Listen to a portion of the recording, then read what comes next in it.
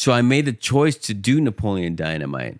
Based on that alone? Just on that alone. I remember sitting in the back of the bus, with the script and my headshots and resumes. I'm like, maybe I made the worst decision of my life.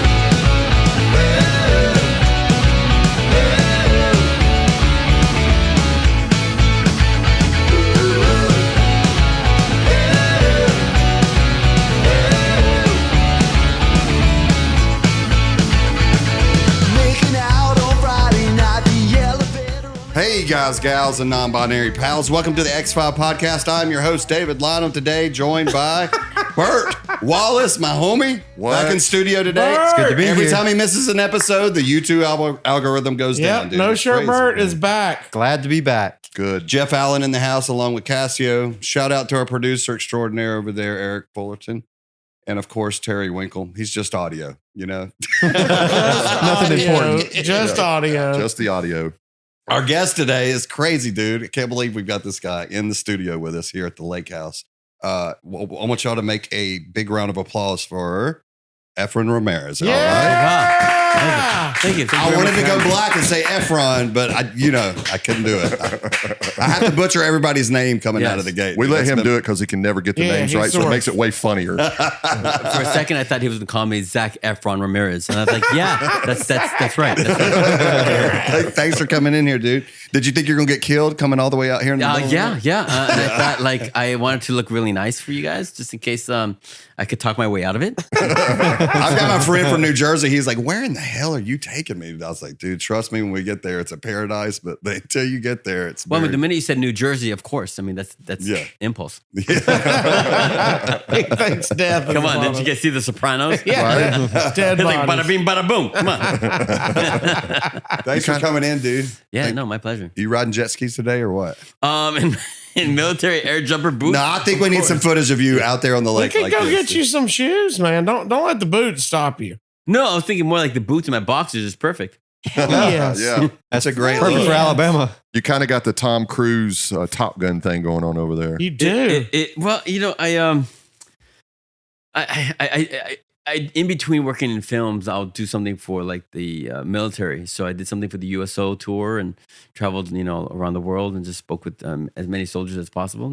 I'm grateful for what they do. And then I got invited to go speak at the Shaw Air Force Base, and speak with a bunch of airmen. And I thought, all right. And then while I did that, they said, hey, would you like to fly in an F-16? I said, what? So You really got to do that? I did. Wow, Dude, did it that's make you not fair, sick? dude. Did you puke?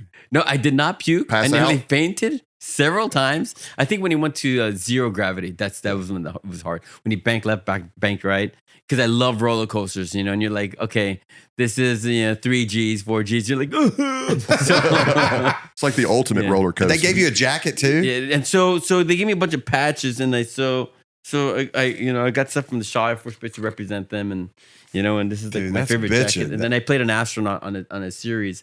So, I spent time with an actual astronaut by the name of Jose Hernandez, an astrophysicist who talked about singularity and the black hole. And they gave me a bunch of patches, and I'm like, I wear this to commemorate, their work and their workforce and the exploration of life and the future itself. And it's pretty brave to do it in the middle of August, by the way. A Right. jacket in the middle of August. In Alabama. You gotta look cool. You gotta You gotta look good, right? Boots and boxers. Yeah. Are you gonna free ball it again? I forgot my boxers, but look, the boots. I love it.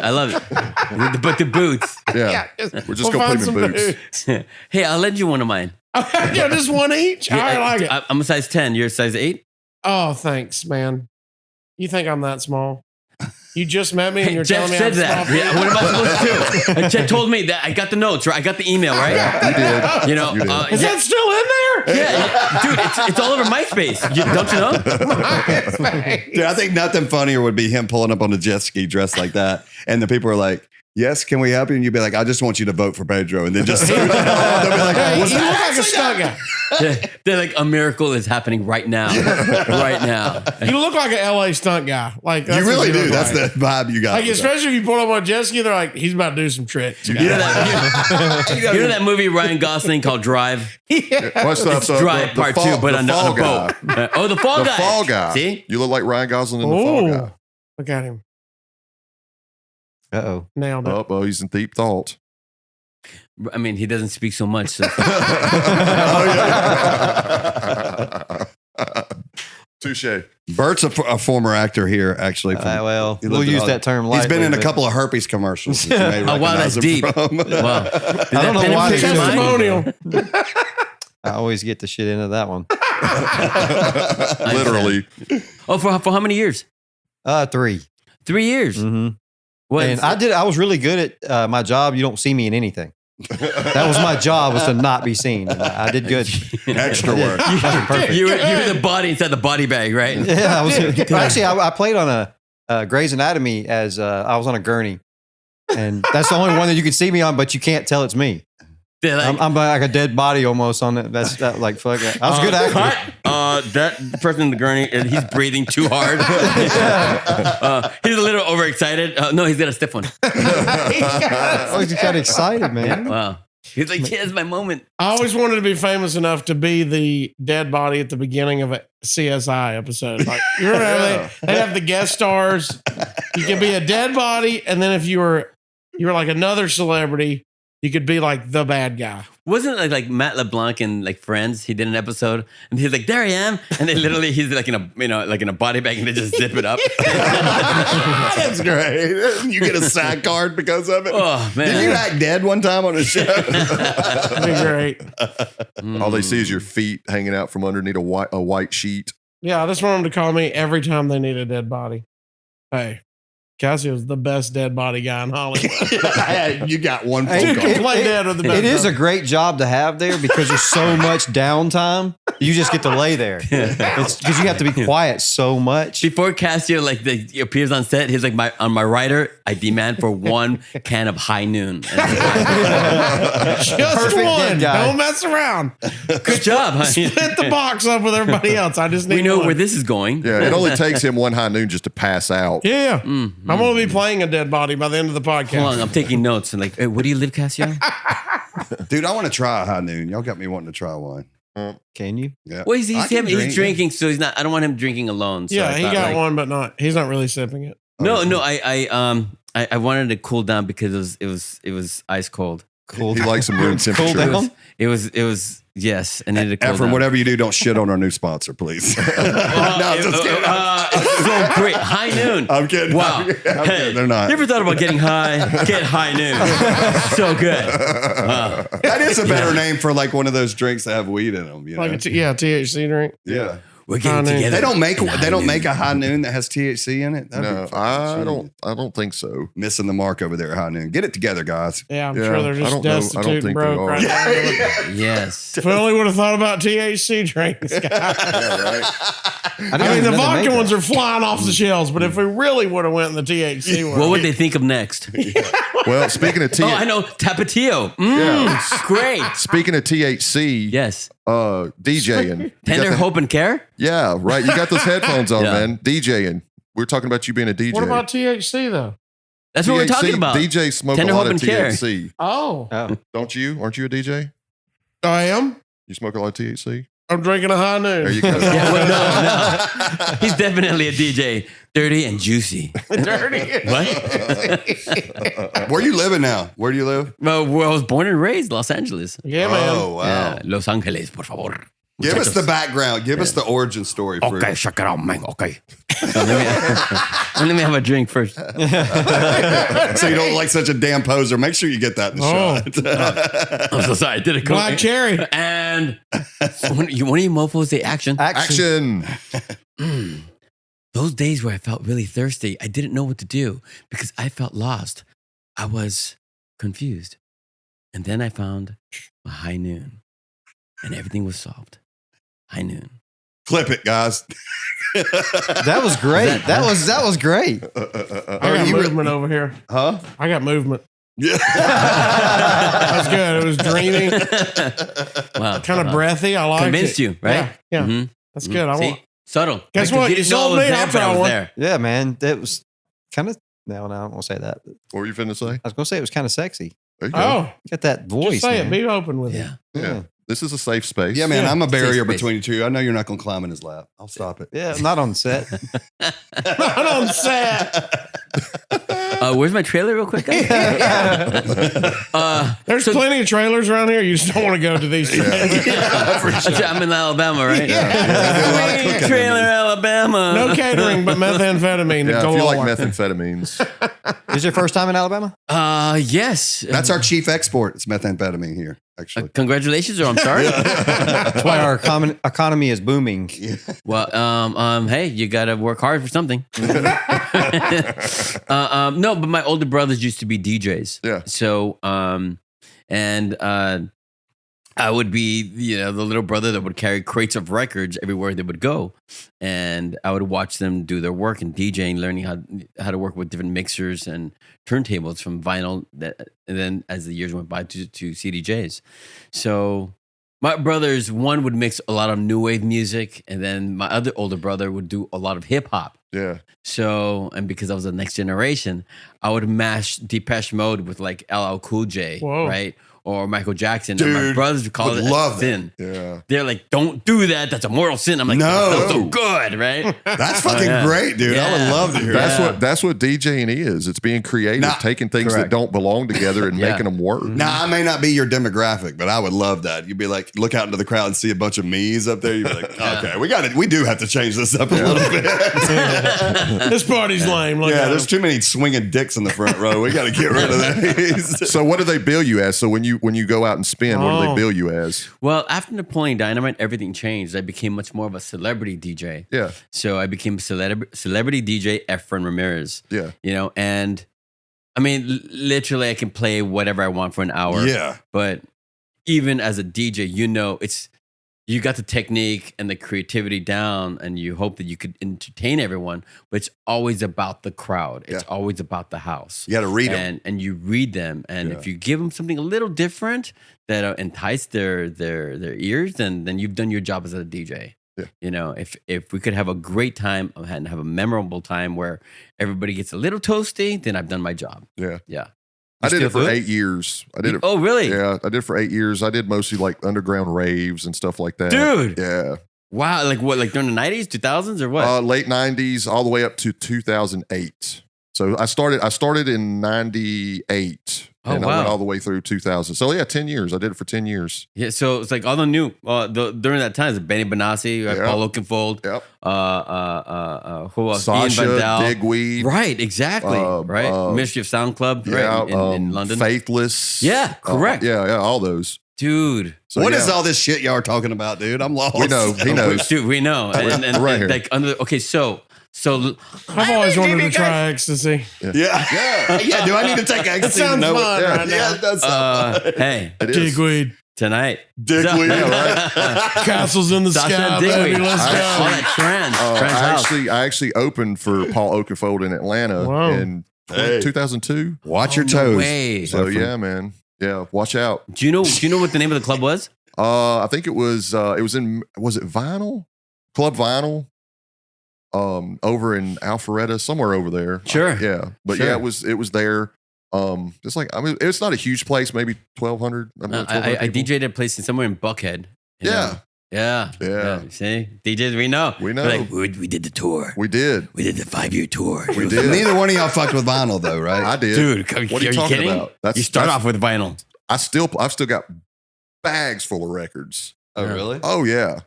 Dude, Yeah. you want to come DJ on the pod one day? That'd be hilarious. If you give me some turntables, I'll come do it in Yeah, a heartbeat. yeah. See how many YouTube Dude, give me strikes we give can me two gather 8 up. tracks that I can mix that. Right. Right? Well, Exactly. guess what we've got? Dude, all right, man. season 2 coming up. Right. But season 2 sponsored by High Noon. Yeah. Don't leave home without it. So no, my older brothers used to had 2 vinyl turntables by Gemini, and then we Yeah. moved on to Newmark, and I after remember Newmark, Gemini. we jumped into Techniques. Pioneer. The old techniques. Yeah. The MKD 1200s. That's right, and then the Denison, Yeah. right? Denison were for the CDs. Yeah, Yeah. every year when technology changed, they changed as well. Yeah.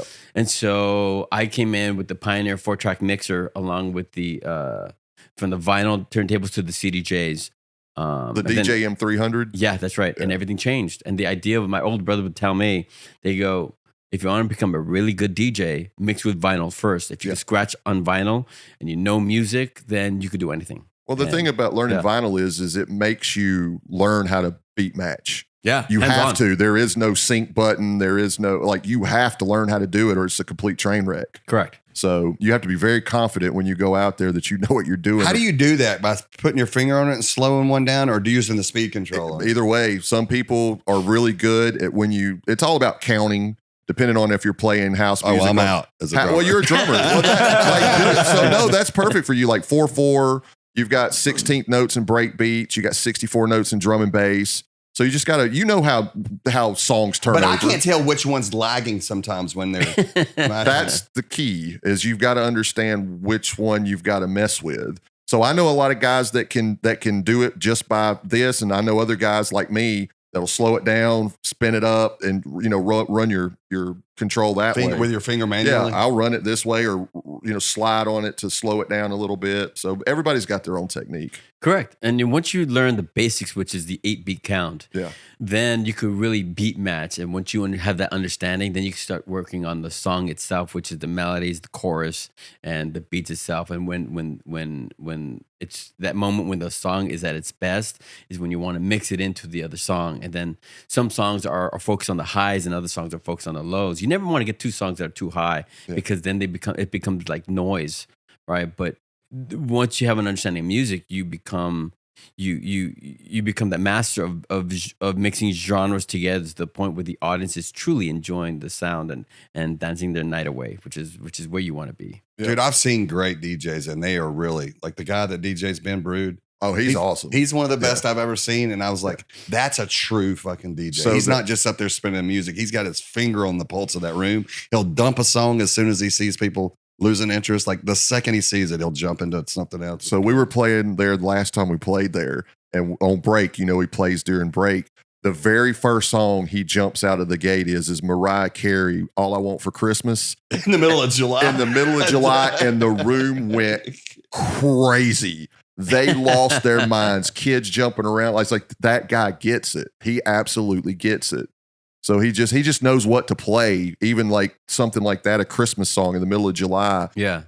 People went bananas for it. So he knows what he's doing. He's really good. See, even as we're talking about this right now, my brain literally, as we're talking about DJ, my brain goes to, since we're in Alabama, I go, what would I mix with that song, Sweet Home Alabama? I think Sublime.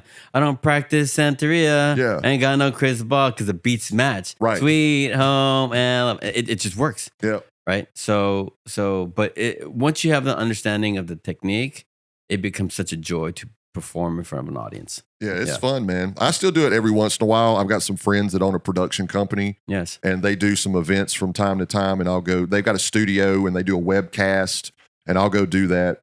I don't know, 2 or 3 times a year still, because I'm a musician and I play in an active band, so I've started doing that a whole lot more than the DJ. His thing. appearances are not considered celebrity appearances. No, you know what I'm saying? No. How did you go from DJing to acting? And since we were talking about that, so in the early 2000s, late 90s, my friends and I got together and we wanted to create house music. So we started to learn on different programs such as Reason, Logic, Acid, Cubase. SoundForge, Fruity Loops, right? So we started to release CDs of house music. And the idea was to create, for my group, we were called Nocturnal Rampage. And that was the rave company. And we wanted to mix new wave with techno music, hardstyle, and then create something new.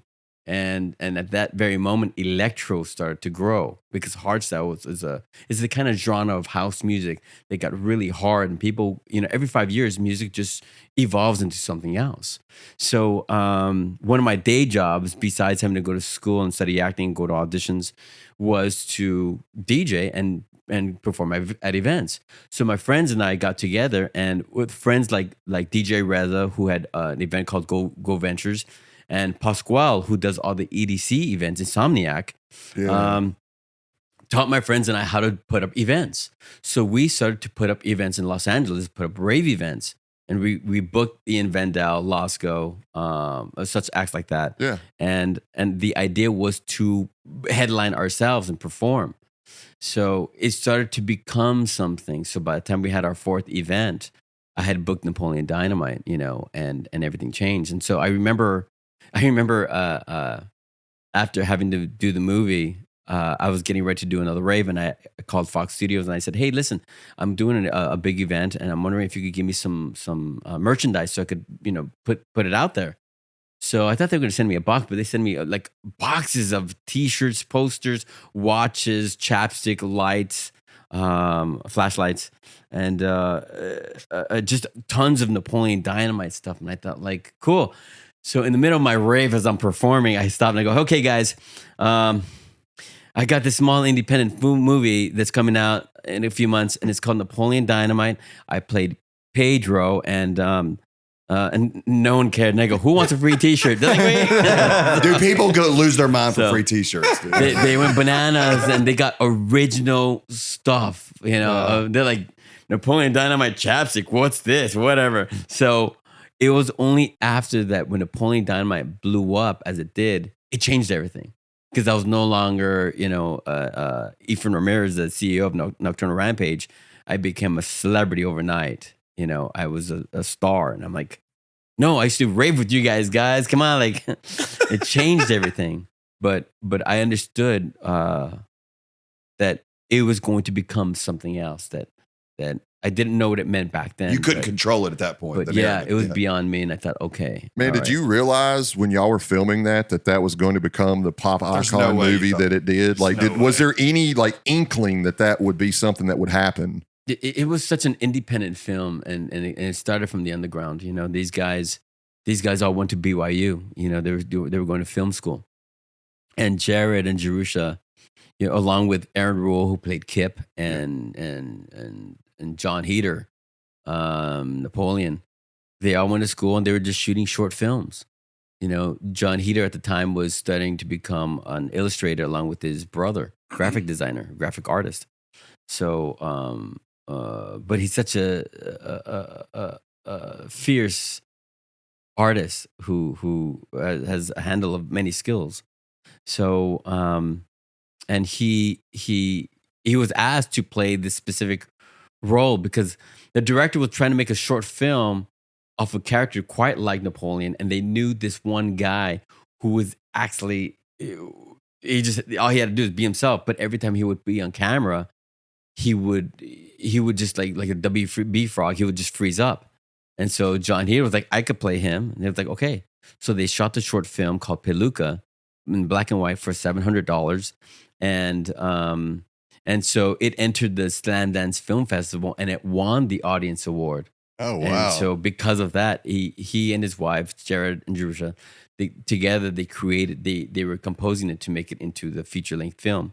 And so when they were marketing the project, nobody wanted to produce it because the studios were like, what is this? Didn't make any sense. No shit. So they raised the money themselves, and they did. And for about $500,000, they found somebody who believed in them. And then they started to do the casting. That's when I came on board. I remember when I was working on a TV show at the time called Even Stevens. Do you guys remember that? Even Stevens for Disney. Is that Shia LaBeouf? Yeah. Good old Shia. And so, and my agent called me up and they said, hey, you have an audition for The Alamo. I said, oh, big studio picture with a bunch of stars. And I thought, okay. And they go, you also have an audition for Napoleon Dynamite. I went, what? So, and at the time, I wasn't able to get the script. I only got pages from the script. And I read it and I thought, like, what the heck is this? What's the storyline? What the fuck? Is that? Why does he build a cake? So it was just so odd. I remember having to raid my father's closet and I put on his clothes and I took the bus and I went to the audition.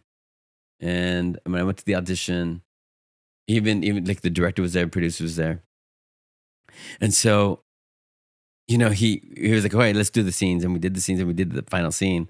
The final scene was where I'm doing the big speech, right? And I'm like, well, I don't have much to say, but I hope that people vote. He says, stop.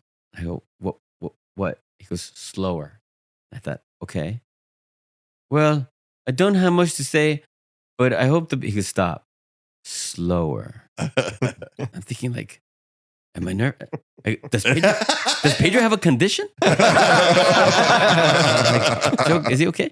And I'm like, all right, I don't have the part anyway, so I'm gonna, all right. So, you kind of settle in and you're like, well, I don't have much to say, but I hope the people vote for me or something. And then you're like, and then I did the whole speech and it was so quiet. And then he said, thank you very much. I went, thank you. And then I just, I just walked out and I thought, I blew that one. So, but then I got a call from my agent and they said, hey, all right, congratulations. You just booked, the Alamo, but we have a problem. You also booked Napoleon Dynamite. Whoa. And they both shoot at the same time. Oh. And that's an idea because the Alamo was a big studio picture and it had Billy Bob Thornton in it, Dennis Quaid, and all these great actors. And then there's Napoleon Dynamite where like you're getting paid nothing. So Yeah. and I remember asking my father, told him my predicament and I told him about my situation and he said, follow your heart. And I'm like, wait, that's what Napoleon says to Pedro. Follow your heart. That's what I do. I'm like, okay. So I made the choice to do Napoleon Dynamite. Based on that alone? Just on that alone, and you when I made that choice, I remember my manager at the time called me up and they said, all right, come to the office. I'm taking the bus and I go to the office and I'm thinking, all right, because I'm gonna get the script finally. I'm like, all right. And then they give me the script. They also give me my headshots and my resume and they said, we're letting you go. We're letting you go because you should have made the better choice, which is the big studio picture.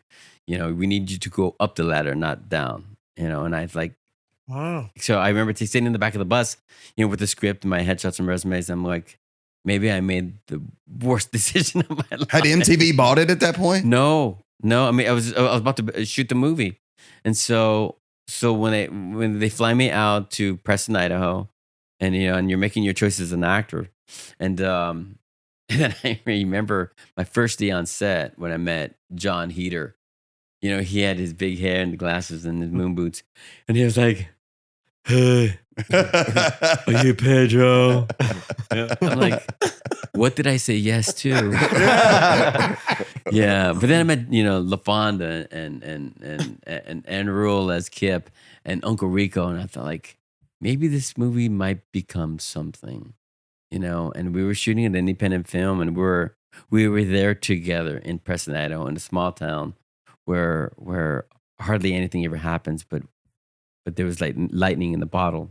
And Yeah. because of that, our fortune was to be able to enter the Sundance Film Festival where, as nervous as we were passing around buttons for vote for Pedro or vote for Summer even, and T-shirts, hoping to just be to be seen by anyone.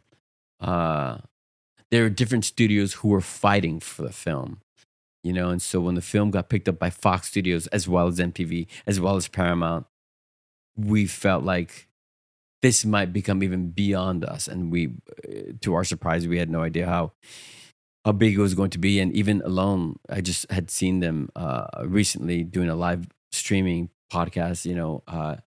Everybody went bananas. And the fact that it's 20 years strong and it's 20 years long, it still holds to this day. And I'm just very fortunate to be a part of it. I tell this story a bunch. They should do a case study on this film. Because I don't know. I think the first time you watch it, you're like, I don't really know what happened, and I don't even know if I like the movie. I was watch your toes. I was in Los Angeles, and I worked for the Tonight Show at the time. Uh-oh. And we got our invite. Hey, they're doing a screening. They have their own theater, and they get to screen it before it comes out. So, of course, Jay can talk to the guests. And they said, there's a film called Napoleon Dynamite. It's showing anybody's welcome. So I just went just because I wanted to have my first little screening for the Tonight Show. I could tell everybody I saw a movie before it came out. And we sat in that theater. And I remember a buddy of mine who was a writer, and he was sitting there, and we just watched it. And we got through, and I was like, I don't know what we just watched. I don't know if I like it. I think I like it. And then I caught myself from then on out. there's this movie coming out. It's going to sound weird, but he's got a llama and you got to feed it.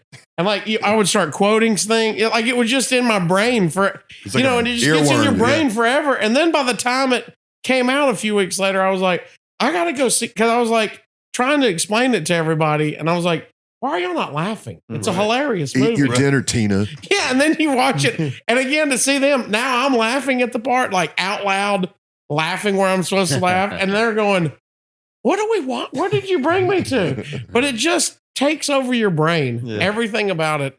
It's fascinating movie to me. Whether you like it or not, you have to watch it a second time. You have And to. then you start to love it You have every to. time. Oh, I've seen that movie 50, 60 times Yeah. easily. I'm not lying. I'm serious. I've seen that movie 50, 60 I times met easily. John. I found it last year. I have a button signed by him. That's Oh, funny watch you you said talking about button. watch your toes. That was part of Yeah. y'all's merch and stuff. They Yeah. gave it. Yeah, I had a. And most people say that they watch the first time, they're like, we don't get it. Yeah, but once you see it the second time, then you go, all right. The third time, You're in. You're that's when it quoting, hits. Sure. telling all your friends. It's a fascinating movie to me. Mhm. It makes. There's no formula to it. It breaks all formulas, all Hollywood formulas, all comedy formulas. It just turned out to be a masterpiece. Like if you said, I feel like if movie theaters would have watched y'all doing it, they were like, what are y'all doing this for? This is not a real movie. And then you watch it, like, And even it's your going dad, down in the ether forever. It's even going your down dad there. was probably like, "This is the choice you made." What did- I told you yeah. to follow your heart. What did Your the heart family was think? broken. My father actually said, my father was like, he goes, is it, Did I raise you wrong? There we go. Dude, we were at the studio and I took my parents to watch it. Yeah, my brothers like, they didn't say anything to me. And I thought, okay, my family was really quiet. I mean, we're Latins. It's like they're all, everyone has a point of view, but everyone was quiet. I thought, like, okay. Then my dad came up to me. He goes, "Mijo." And I go, "Yeah, Dad." He goes, "So is there something wrong with Pedro?" I go, but Dad, what? He goes, "I know your friend's a little weird, but so what happened to your? What's the movie about?" My mom was like, "Good job." Hey, you're happy. Just have fun out there, son. Yeah, right. You do you, boo. Yeah. Boy, that Alamo was looking pretty good right then. They were like, we should have went to Right. the Alamo. So I should have told my dad, I go, watch it 3 more times. Yeah. So what do they say now? So now look, granted, I after Napoleon, and because of Napoleon, I bought my parents a house. So, Oh, wow. And when I did that, my parents were like, you could stay here as long as you like. I'm like, I bought it. Right? You're You great. mean So, you can stay here. Yeah. That's what you said. you can pay rent. I expect you at home by 10 o'clock. Right? After that, I'm going to lock the doors. Yeah, for sure. No. It's like I said, after that, I bought my house. And, but it was a nice giving back because my father and my mom both had 2 different jobs. And so, they put my older brothers and me to go to private school. We always, for my childhood upbringing, we always rented houses. And every 2 years we would move. Yeah. Or like every 2 years they would move and I would have to go find them. So, Mom, Dad. So, he's following us. So, and so, so we'd have to move for so many different reasons. And this was a way of being able to say, like, yeah, here you go. Thank you very much. And now I get to find my own voice and my own identity, which is great. Did your agent get you a back end deal since you did it for damn nothing? Or did it not matter because you got celebrity appearances? You at that time you're still starting out, and so it once it started to become really popular, I think I had to go back to the studios and renegotiate because I was a union actor, and then the other part was merchandise. So you get not much, but you get a portion of that. And I thought, like, well, what does this really mean? And like when you asked me where I was from, I grew up in. I feel like this is where the violin comes in. So but I did grow up in the projects. I grew up in Boyle Heights and Lincoln Heights in East LA of Los Angeles. And it it's not about where you grow up, but it's about like having to figure out where you grow up and take that with you and explore what you don't know. And I would ask myself, even as a child, can I go even further in life? Is there something more out there? And there truly is. So for me, whether I went to Santa Monica taking the bus to go to schools, or taking the bus to these studios just to an audition or go to callbacks, it's like having to see if it was even possible for somebody like me to be able to do something like that. And so you'd think that would end, but that pretty much is the journey, to make yourself uncomfortable and explore something that allows my curiosity to find something new.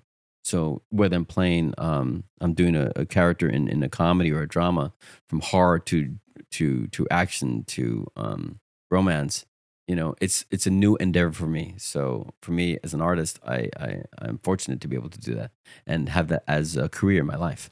And look, it brought you all the way to Alabama. And I'm here with you, fine gentlemen.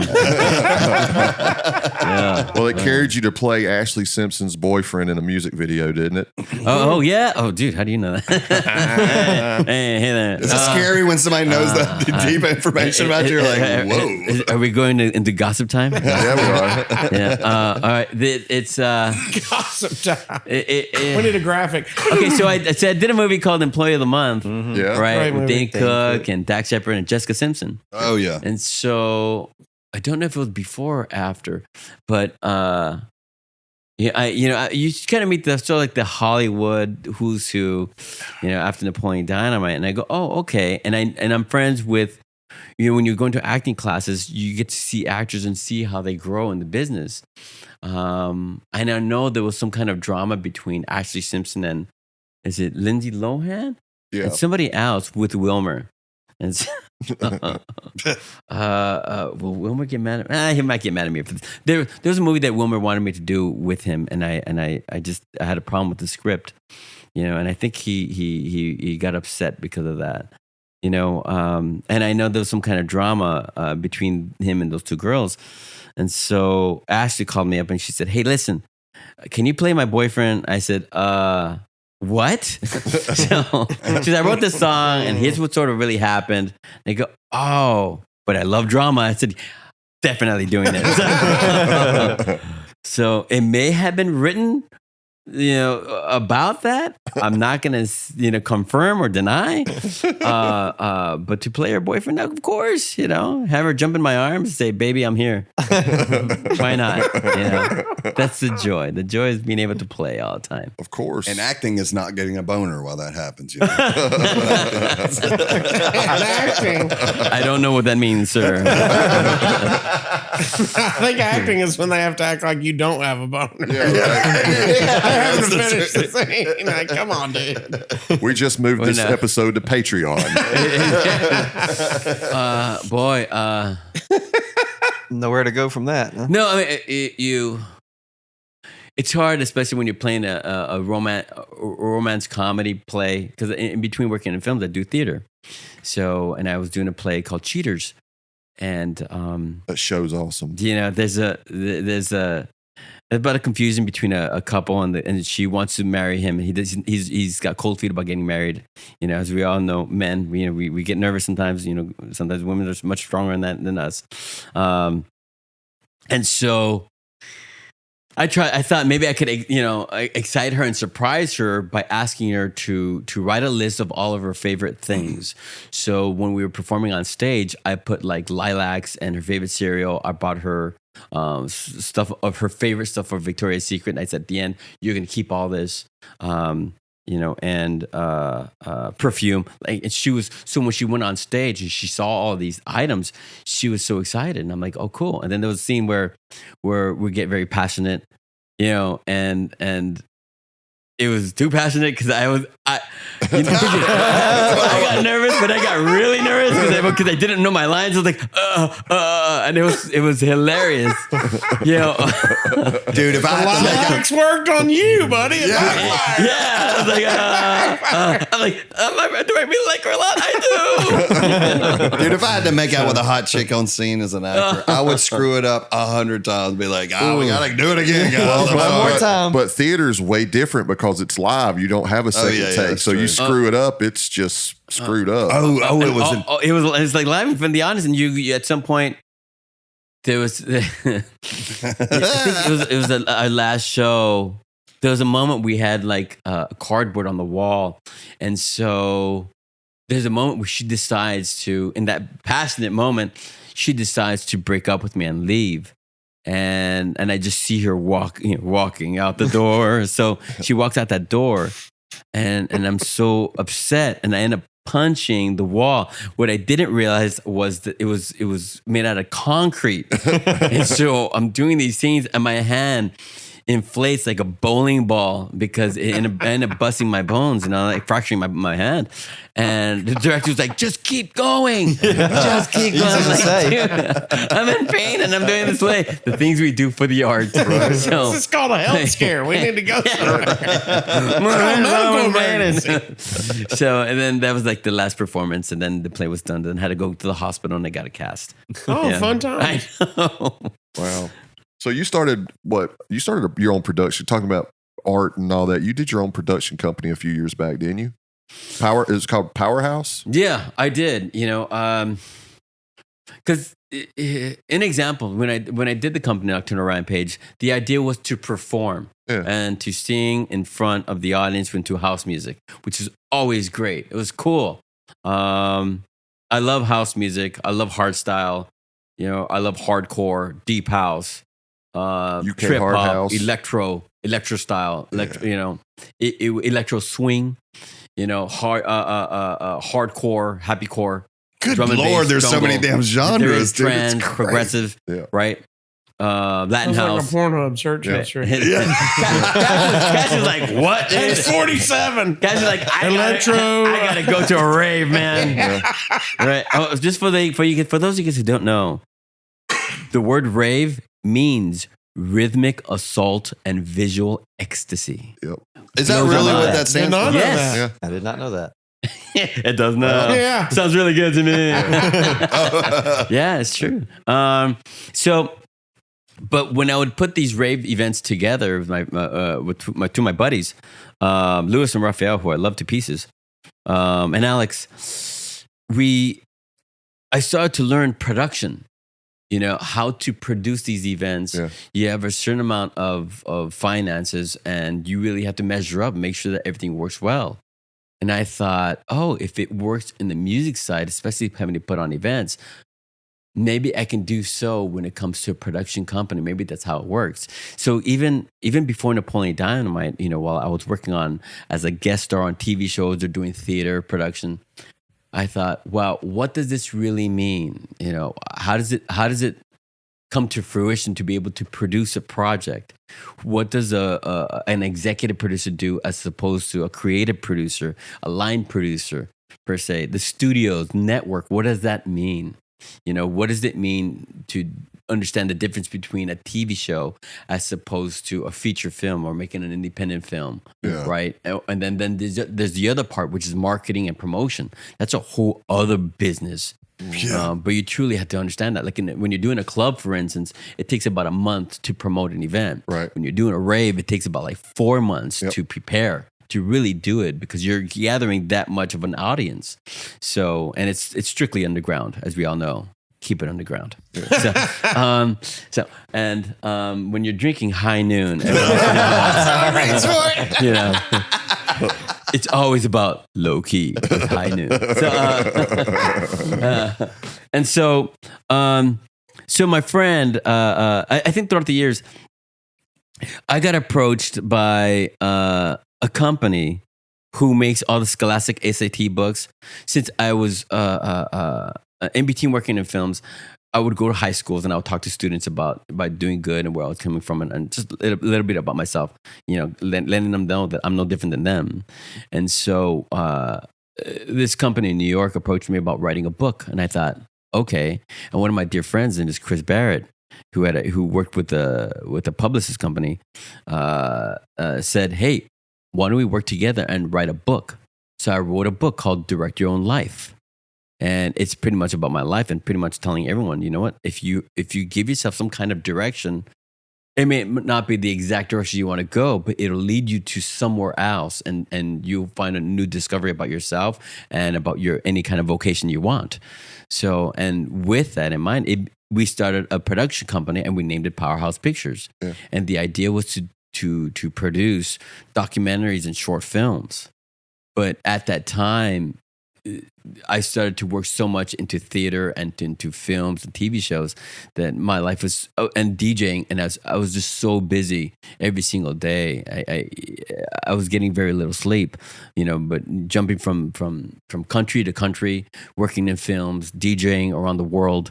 I did a whole tour in Australia, and that was amazing. And they were screening Napoleon Dynamite, and they're like, Pedro. And I'm like, dude, yeah, like, you guys love house music? Oh, so yeah, that was it was remarkable. And I thought, wow, okay, how do I find a good balance that doesn't allow me to destroy that over exhausts me, because you need to be able to rest so that you could create a lot more. Yeah. So I changed everything. So yeah. You talk about the production side of it. That company I talked about, we were the only ones doing the raves in Alabama.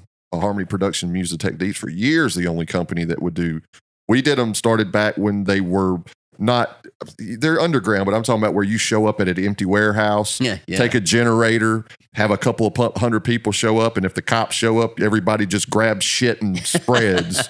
And then, of course, we moved them over into a little, still underground, but a little more mainstream by doing very meth labby. No.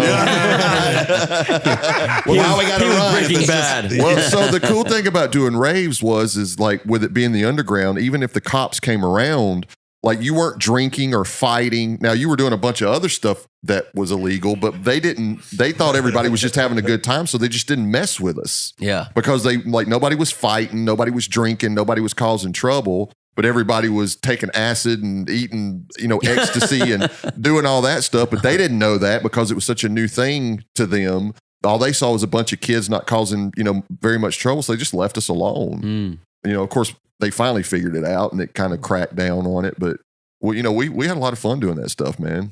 A lot of fun. And people didn't think that it's, I mean, look, I like hip hop. I enjoy some hip hop, whatsoever. But the rave scene, it was strictly underground. Yeah. And what I mean by that was it's electronic music, and people want to explore something creative. Even the rave style was different.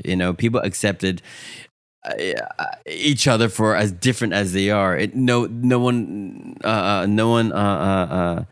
had this this idea of arrogance or led with ego. It was just about everybody was friends. Everybody was friends. Yeah, the acronym PLUR, right? Yeah. Peace, love, unity, and respect. It's always about that. Y'all ought to get a hotel room. Get a tattoo. I know what he's talking about, dude, man. Yeah. I absolutely understand it. Let me ask you this. I'm fascinated because so much of you're such a performer in many different aspects. Like we've just talked about, DJ, theater, movies, television. Born and raised in LA, ground zero is performing arts and getting out there and having to work on sets and stuff. Give me your perspective of what happened in COVID and now your entire industry, basically everything you've talked about, TV, theater, movie, ground zero halt, much less the rest of the world. But I'm saying that industry and specifically was hammered by it. What was your thought process? What did you figure out what to do during the lockdown to still be creative? Well, there's two parts. The first part, I think, was because even as we on, for me, there's my profession, which is I'm an artist. Yeah. There's my life. I'm a man, you know, and I got to live life standards. And when COVID hit, I thought, what does this really mean? All right, I'll be home, and I'm not married and I don't have kids yet. that you know about? But, after a taste of high noon, perhaps one day I'll have 4 children. My kid named High, my other kid named Noon, and my other 2 kids will be probably twins, Jose and Jose B. And we'd all be drinking High Noon, the taste for champions. So, but when we did, when COVID hit, I had to really sit and ask, okay, what does this really mean as far as my work life is concerned? I'm not going to be working, or even in it per se, the strike. When that happens, it's like you can't really work. So, but that's the business itself. But then there's the other part, which is the artist. The artist, I am working nonstop because it's just in me. Even when I meet each and every one of you guys, right? There's something different and unique about you guys that gives you your own identity. Do me first. Oh, come on. Boots and free balling with the High Noon. On jet skis? Hell yeah. Because when you're on boots, free balling on jet skis, you could always call me Casio because I'm right on time. See what I did there? Yes. High Noon. Only on High Noon.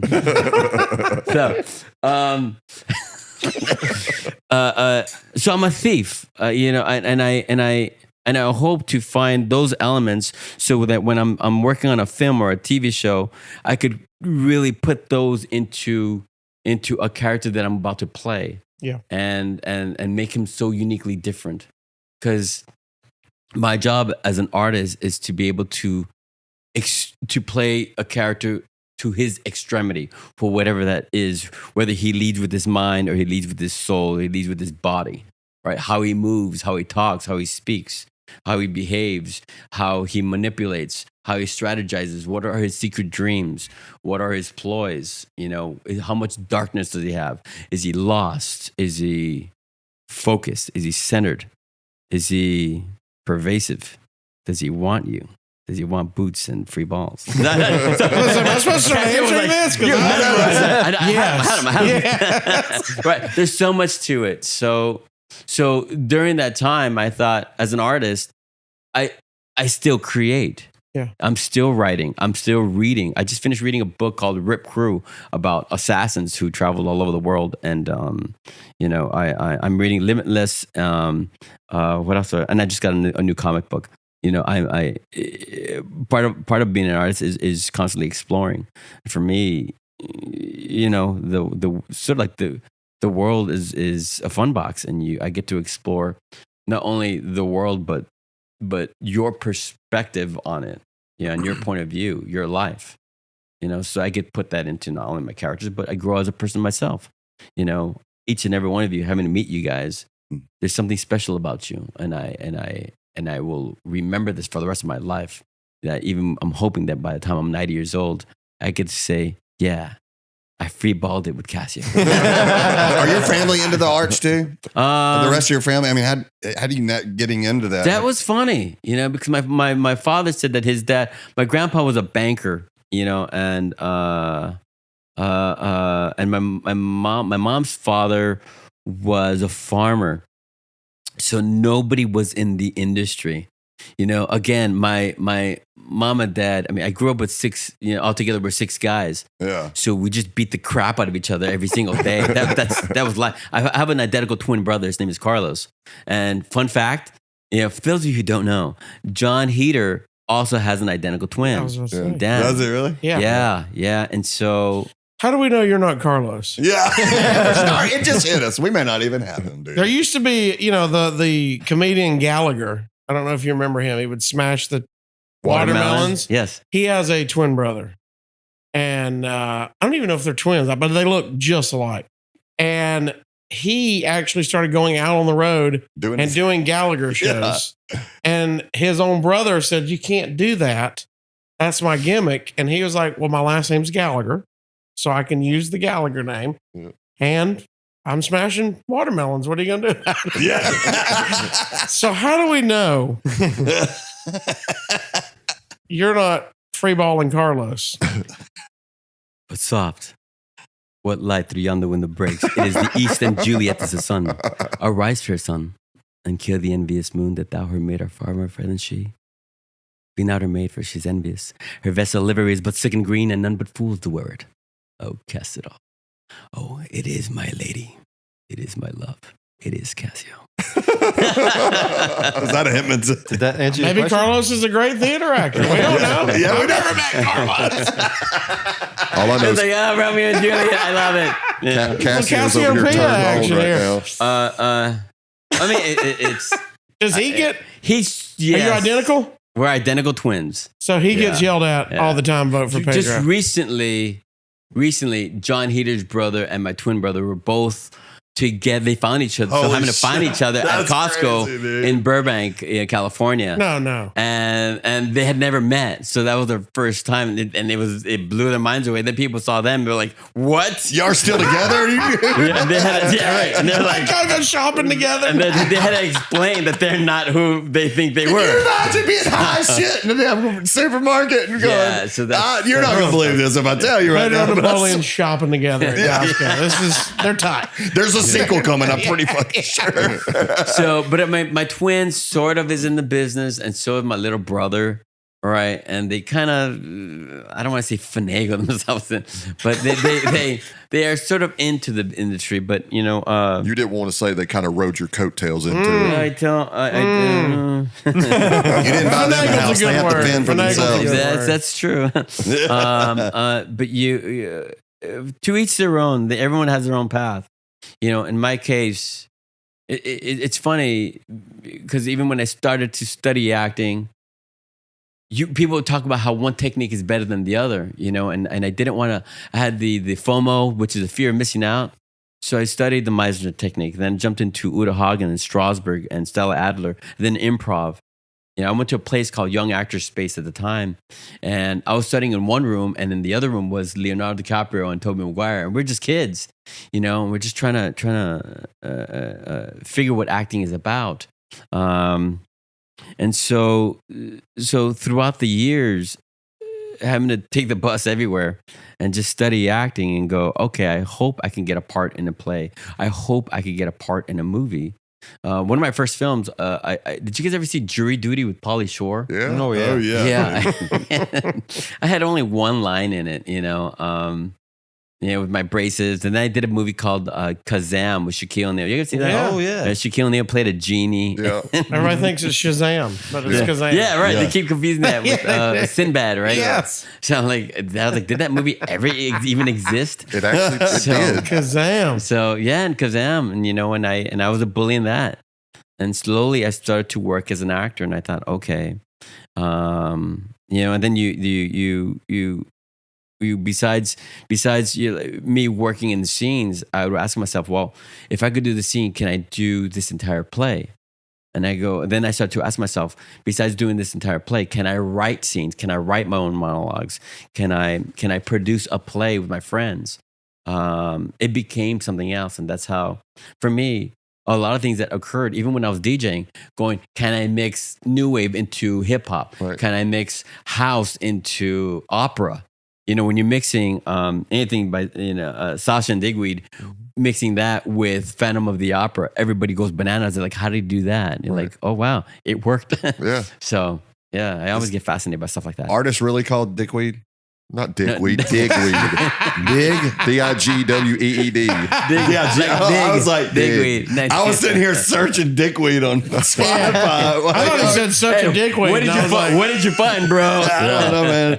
It's like, I'll find you later. It wasn't a hip hop artist. I thought he was like, I met this artist. He was such a dickweed. I was like, oh, wow, that's rude. Say his name. Here's a total banger. What? Digweed. John Digweed. Yeah. Dickweed. Well, buddy, we've done an hour, everybody. That No, was we fun. did not. Yes, we absolutely have. One more quick What? question. When you think about the set of Napoleon Dynamite, what's the hardest you laughed on set? Why do you ask me the tough questions? Was there a take? Dude, Oh, I thought that was going to be easy no, what was the hardest I laughed? on set. Like, what is it? Something? Maybe it's a had scene to- y'all couldn't get Okay. through. Yeah, or you had to retake them. So it's okay. I think okay. I'll tell you the moment is where Uncle Rico throws the steak at Napoleon. Yeah. There was a moment when John Heder was like, just hit me in the face, gosh. And so Uncle Rico said, all right, I will, Napoleon. So he asked for a bigger piece of meat. And there's like a little kid like recording off a camera. And he was like, you watch this. And I'm like thinking, like, is he really gonna smack him in the face, dude? Like, dude, this is really independent. So, and I'm like, okay. So he goes, action, and we're riding on, and he smacks him so hard that wasn't they didn't add a sound. That was the actual smack on his face. I see his glasses fly, and his nose, he got a cut and it got bruised, and I'm like, busting up so hard. I was supposed to stay in the scene, but there's a moment when I get on the bike and I go, I better go, because I needed to get out of frame to bust out laughing. Yeah. That's great. Yeah, it's just it's such a wonderful journey of Napoleon Dynamite itself, because just making the film, we were second guessing everything. You know, especially because we shot that on film. Y'all change shit on the fly a lot. I think we rehearsed about 2 or 3 times, making sure that we understood what it was. We're like, okay, let's try that, and we did that. So since we're sort of running out of time, everybody has a rapid fire question. So what's your rapid fire question? My rapid fire question? Yes. So it says, I don't know, rapid fire. I can't do rapid fire. I got too many. David, you go. Okay. Yes. Uh-oh. Terry. Terry. Yes, Terry. Terry. Sit in my lap. Ladies and gentlemen, now Terry. presenting Terry, sponsored by High Noon. High Noon Terry, where he makes High Noon taste so great. When the guy is going to shoot the cow, when he's speaking, is that real? Like, is he really that shot? Oh, He really that shot. we all love Dale. You know, I that's a good question, because in the entire movie, he was the only one allowed to improvise. And that moment, mind you, a lot of the scenes of Napoleon Dynamite are based on true events. Like the director's wife, her little brother. Oh no, I think it was Kip. Kip's little brother actually ordered a time machine online. You know, for like $700. He used his parents' PayPal account, and they thought that they could go back in time. So they shipped it up from Florida, and the thing didn't work. You know, so yeah. So, and then the shooting of the cow really happened. Jared Hess would take I don't want to say short bus, but he took the bus, and there was a moment. Well, you said it. You know, when he looked to the side and he noticed that the farmer, was actually shot a cow in front of the kids. So so in the scene, you know, Lyle, the farmer, was just explaining how you don't use that kind of gun. And she's like, you know, this don't run smooth. You know, that's exactly what he was saying. And so, but the poor guy he'd been, you know, he's avoided death so many times. He'd been struck by lightning. He got ran over by his own tractor. I mean, the guy was just lovable, and that's exactly who and how he was. Was he just from there? Where did they find this guy? He's from Preston, Idaho. He's just there. Like, even the bully. He's a local. Yeah, local. Like a third of the cast members of the movie are from that town. You know, the guy who played the bully who shoves Heater in the locker. Yeah. Right. They're just like, who do we hire for that? Oh, just get the town bully and just pay him in chips and salsa. You know? And he was like, cool. They go, just show up in your own wardrobe and just have at it. Yeah. They're already dressed for the party. Yeah. Oh yeah. That's so good. You know, the director told me that my cousins were actually guys from Preston, Idaho that he knew. And he was like, let's just hire them. You know, all the extras were all the kids from the high school. And so that's why it's like when the credits go up, it's like pretty much the entire town is in the film. So, and the funny thing was that when we screened the movie for the people who live in Preston, Idaho, everyone was quiet, and we're like, we feel bad because we thought that we were making fun of them. Yeah. And it took one person from the town going, yep, just like home. Yep. Seal of approval right there. Yeah, right. Exactly. That's all you need. So, any other questions? I got one. Yeah. Do you think that film would have been as successful as it was if you didn't have the exact characters that you guys had, the personnel, the actors? Casting was pretty perfect there. Yeah, I mean, because that was almost an accident, but Yeah. it was so organic. Perfect storm, I think that's what made it perfect. Yeah, Jared Hess is he and his wife Jerusha, they write starting from honesty, and they wrote what they knew. It so happens that you have a cast that are from different places that are just characters who are just trying to figure life out, and that's the key to everything. If you stick with the honest truth of people just trying to find their higher selves, then you have something. And Jared really understood these characters because he knew most of them. There's an Uncle Rico that he knew. His dad and his grandpa are actually in a part of the Future Farmers of America, the FFA club. Mm-hmm. They're standing right behind Napoleon when he's judging the milk. That's them. It's like if you all or out there, go to Preston, Idaho, that's exactly what it is. When you go to these small towns in America, people are very welcoming, and it's truly everyday living. So, just sometimes some towns are behind a generation than others. You mean like here? Welcome. We all just watched the movie last night for the first time, so thank you for coming in. Well, so you said behind 20 years. rapid fire question. Yes, yes. What are you doing now? What do you have going on? I have podcast. a drama that's it's literally on the table of where I'm staying, and it's a heavy drama. So I with some funny elements. So that's my next project, but that's the only thing I can say about it. Okay. I have a we were talking about dead people earlier. Funny enough. So I have I know, right? Yeah, well, so Ozzy laughed. right. So I have a movie called Seven Cemeteries with Danny Trejo that's Wow. coming out. Dude, next he's year. the man, dude. Yeah, and it's kind of like the Magnificent Seven, Yeah. but with dead people.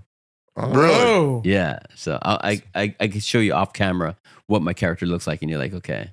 All So, right. Yeah, it's pretty badass. How can they find you online? What's your socials? Which is just Instagram, I guess, or like what's Facebook and yeah, it's out there, but my publicist handles that. I'll go on it every once in a while. It's just my brain is I'm doing research on my next character, or because you never want to play the same character twice. So for me, whether it's comedy or drama, I want the audience to be able to watch the film that I do and go, yeah. Right. And enjoy, have a good time, be entertained, and go through an experience rather than going, I've seen this already. Would you ever do a Napoleon Dynamite 2 sequel? You would have to play the character twice. High Noon. It's so good. You never know what the future might bring. Awesome. Everybody make some noise for our guest. Yeah. All right. Efren Thanks, Ramirez. Thank you very much. Thank you for coming in. And if this is your first time watching, just make sure you like and subscribe. Leave a comment on whether or not you think there should be a Napoleon Dynamite 2. We need to know that from people. Also, we'll be back in studio on the next episode. 412-4-ADVICE is our advice line. Make sure you call in. And if you have any questions or want any advice on any topic, let us know. And we will see you next week. Thanks for coming in, dude. Yeah, I mean, I guess I could say this. Oh. There is the Beetlejuice 2 coming out, right? Yeah. Oh. And we're all excited about that, aren't we? We are. Yeah. So that's all I can say. Oh. So, I got you. Start taking them boots off. Let's go. We got jet skis to get on. What? We'll see y'all next week. Y'all take care. Thanks. All right, thank you very much. Thank you.